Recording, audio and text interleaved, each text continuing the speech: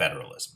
Power is divided between the central government and the geographically regional governments. In this country, we sometimes take the federal system so much for granted that we forget that many countries in the world, the ones shown in gray, are not federal systems. The countries with federalist systems tend to be much less centralized in their government.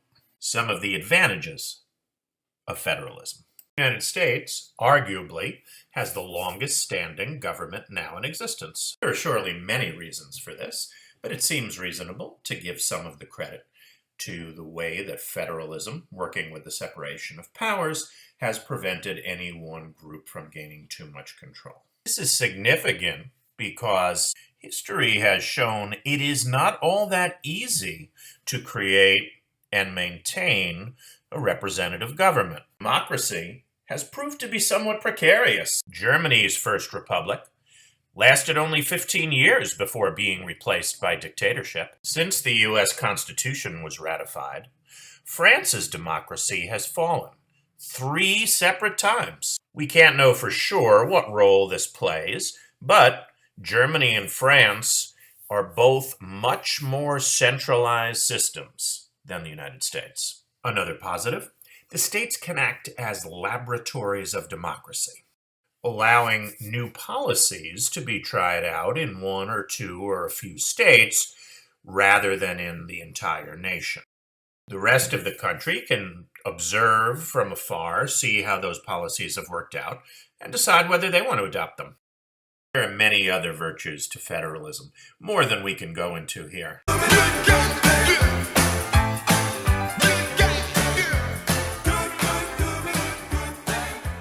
The downside of federalism. The flip side of the states being laboratories of democracy, we have drastically different laws from state to state.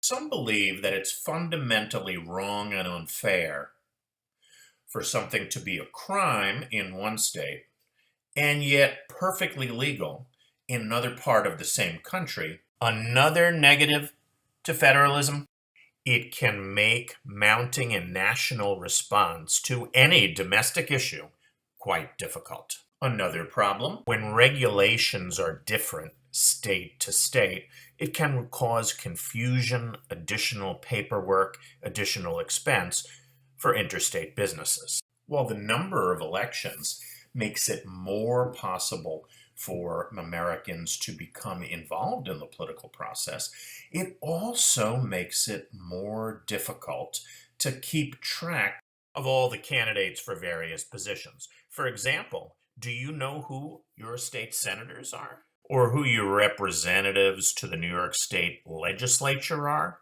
Etc. Another possible downside to federalism. It can produce a race to the bottom where each state is competing with their neighbors to have the lowest taxes, the least regulation.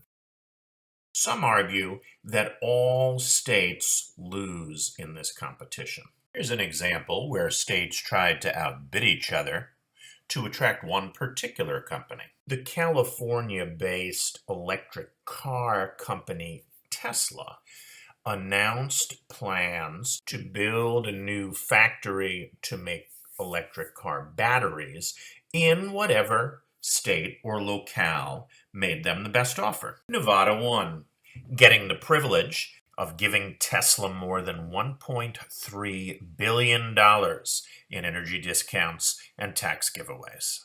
This is far from an isolated incident. It has become routine. In fact, every year, states and communities give over $80 billion in incentives to try and outbid other areas and lure or keep companies located there. These deals come with few guarantees to the city or state. When GM was in financial trouble, they closed more than 50 factories in communities which had given them special deals. GM got a government bailout. The towns were out of luck. After you've done the reading, head on over to the discussion forum and we'll hear your thoughts on federalism.